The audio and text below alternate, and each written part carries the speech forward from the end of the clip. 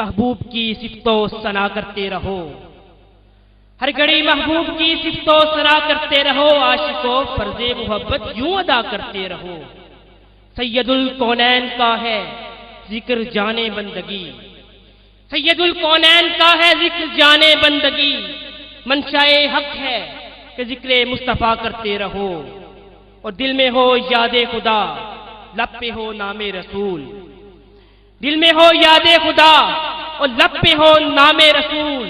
اس طرح تم درد عیسیاں کی دعا کرتے رہو، اور کعبہ دل کو بخشی جس مکین رونقیں، کعبہ دل کو بخشی جس مکین رونقیں، اپنے من میں ڈوب کر اس کا پتہ کرتے رہو، اور ساری دنیا روٹ جائے کچھ نہیں پرواہ مگر، ساری دنیا روٹ جائے کچھ نہیں پرواہ مگر،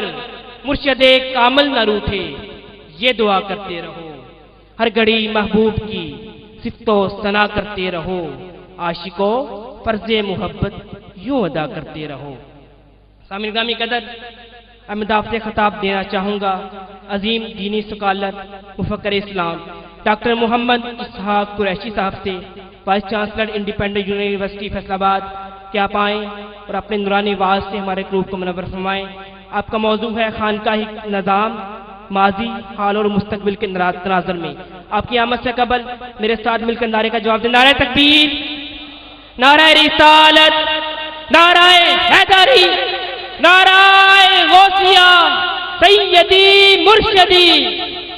غلام ہے غلام ہے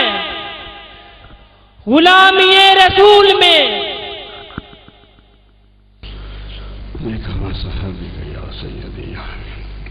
نحمده ونصلي ونسلم على حبيبه الكريم، اما بعد، فاعوذ بالله من الشيطان الرجيم، بسم الله الرحمن الرحيم، قل آمنت بالله ثم استقم، صدق الله مولانا العظيم۔ صدر گرامی، مہمانان محترم اور معزز سامعین کرام، یہ بڑی خوشی کی بات ہے کہ ایک اہتمام کیا جاتا ہے ہر سال کہ دوستوں کو اکٹھا کیا جائے اور ان کے سامنے تصوف کے حوالے سے کچھ گفتگو کی جائے۔ آپ جانتے ہیں یہ بہت المیہ ہے اس دور کا کہ تصوف کے حوالے سے بہت سی غلط فہمیاں پھیل چکی ہیں، بہت سے اعتراضات اٹھ رہے ہیں، بلکہ حقیقت یہ ہے کہ بہت کچھ کہا جا رہا ہے، اور اس طرح کہا جا رہا ہے کہ انسان حیرت زدہ ہے کہ یہ چشمہ صافی کس طرح گدلاہٹ کا شکار ہو رہا ہے۔ مجھے کہا گیا ہے کہ میں تصوف کے سلسلے کی ابتدا سے اس دور تک اس کے ارتقاء کے حوالے سے کہ اس کا ماضی کیا تھا، اس کا حال کیا ہے اور مستقبل میں کیا امیدیں ہیں، اس حوالے سے کچھ باتیں آپ کے سامنے رکھوں۔ میرے دوستو، سب سے پہلی بات تو یہ ہے کہ تصوف کے بارے میں یہ بار بار کہا گیا، پورے ذرائع ابلاغ میں کہا گیا کہ یہ ایک نیا نقطہ نظر ہے، یہ ایک متوازی دین ہے، اور اس کی حیثیت اپنی حیثیت ہے، اسلام کے حوالے سے اس کی حیثیت نہیں ہے۔ یہ باتیں آپ سنتے ہیں، ذرائع ابلاغ روز اس پر بہت کچھ کہہ رہے ہیں۔ تو پہلی بات مجھے اسی حوالے سے کہنی ہے کہ تصوف کوئی نقطہ نظر نہیں ہے، یہ عملی دنیا کا اقدام ہے جو نظریہ اسلام کی ترویج کے لیے قائم کیا گیا تھا۔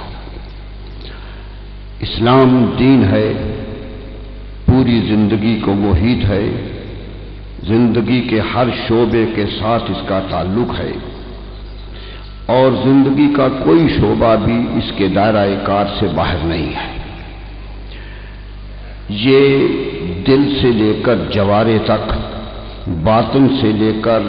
مادی دنیا تک سب کے لیے راہ عمل متعین کرتا ہے۔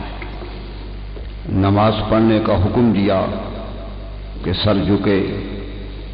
ہاتھ باندھے جائیں، نیتیں کی جائیں، کچھ کلمات ادا کیے جائیں، اور مقصد کیا تھا کہ الصلاۃ معراج المومنین، کہ یہ تمہاری معراج ہے، اسے یوں ادا کرو کہ معراج کی کیفیات اندر پالو۔ تو معلوم ہوا ایک عمل کے پیچھے ایک مقصد ہے، ہر عمل کے پیچھے۔ قرآن مجید نے روزے کا ذکر کیا تو لعلکم تتقون پر بات ختم کی کہ روزہ رکھنا اس لیے سکھایا جا رہا ہے، بھوکا رکھنا مقصود نہیں ہے، صرف مقصد یہ ہے کہ تم متقی اور پرہیزگار بن جاؤ۔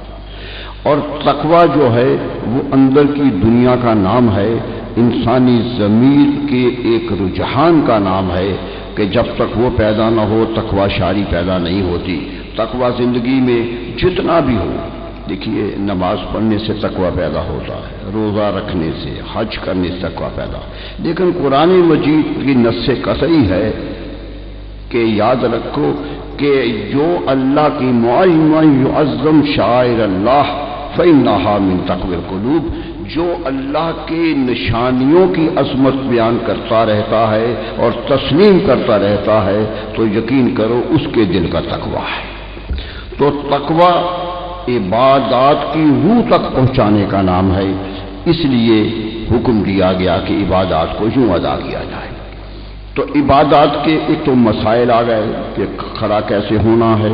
نماز قائم کیسے کرنی ہے، نیت کیسے باندھنی ہے، ہاتھ کہاں باندھنے ہے، پڑھنا کیا ہے، رکوع و سجود کیسے کرنا ہے۔ یہ ایک نماز کا ظاہری عمل تھا، اور اس عمل کو